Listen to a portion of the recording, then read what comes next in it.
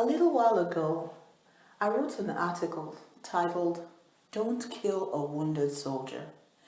And in it, I spoke about our treatment of believers who have missed the mark or been caught in a sin. I'd like to dig a little deeper now.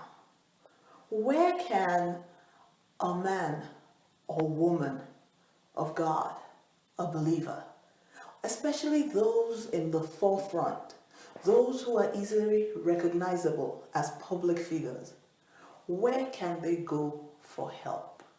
Where can they go to find succor, to find help, to find support when they're dealing with a fault, an addiction, or dare I say, an obsession?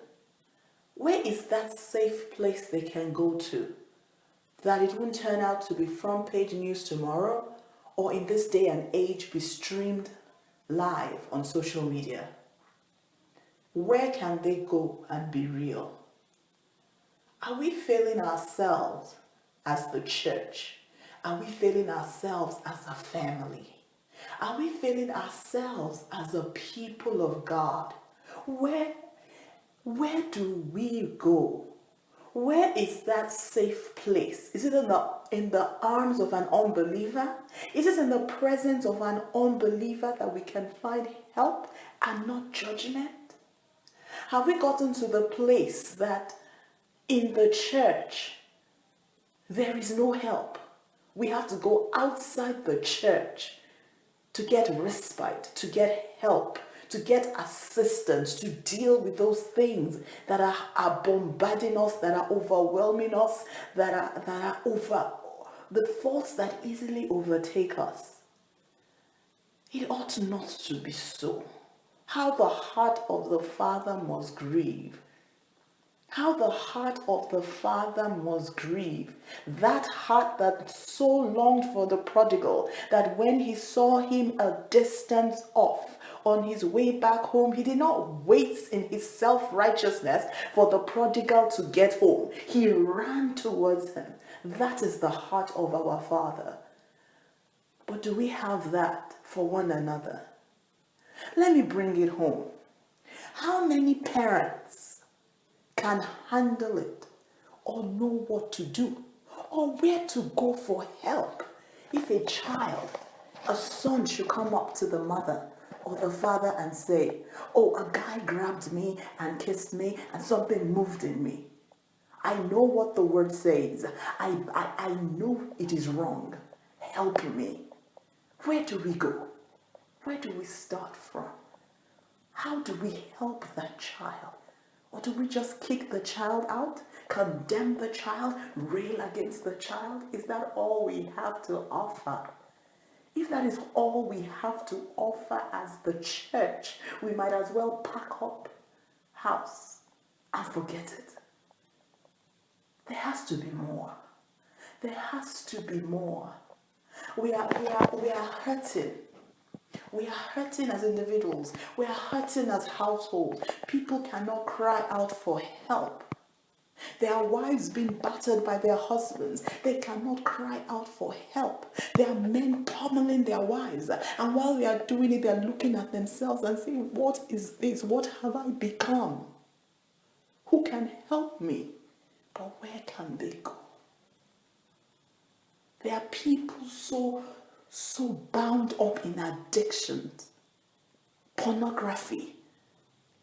They cannot go to anyone for help. Why? Because their sin are so high up there that if it became public knowledge, they will lose the ministry. They will lose their place. They will lose the influence they have to positively affect the lives of others. But where did we get this from? When we look at the Bible, it is not so. There is not one person in the Bible from Genesis to Revelation except Christ alone who was without fault.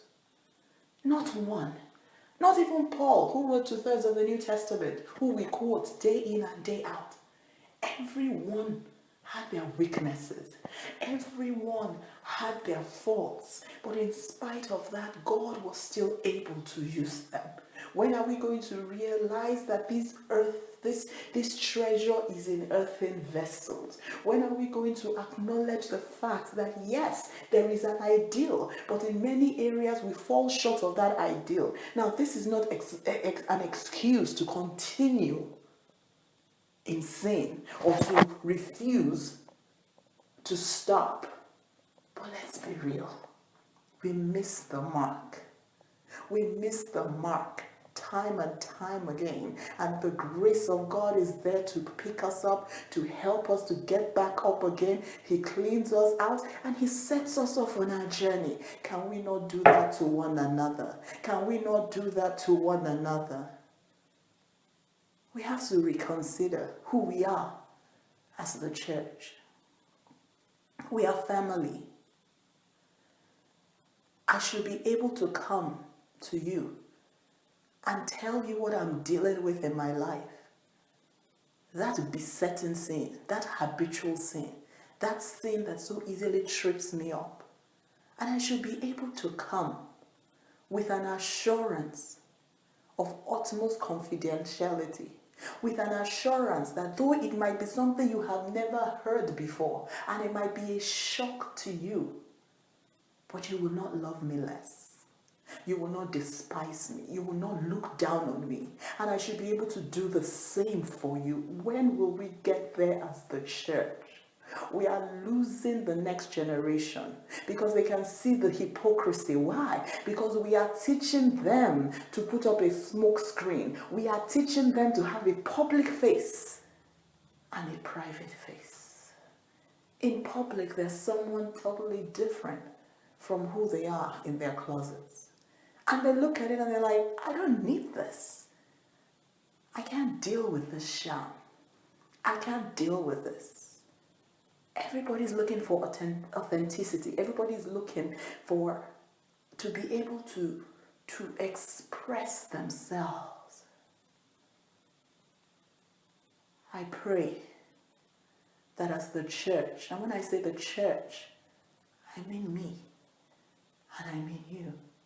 I pray as the church that we will come back.